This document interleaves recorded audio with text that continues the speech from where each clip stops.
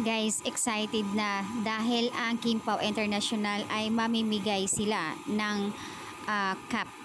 So yun po siguro yung pamimigay nila sa mga fans kung saan andoon nakaabang sa kanila.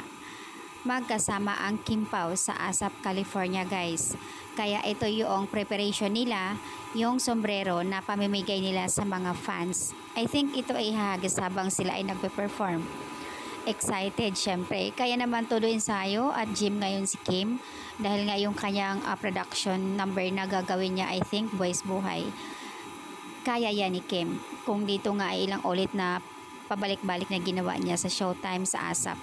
So what more kung hindi niya kaya sa ibang bansa na gagawin niya. First time gagawin niya ni Kim na Buwis Buhay doon sa California, ASAP California. Kaya excited. So ayan guys, abang-abang sa mga taga Kim Pao fans na doon sa California. Ayan, abangan nyo guys sa ASAP ngayong August 3. This week na po malapit na, kaya excited ang lahat.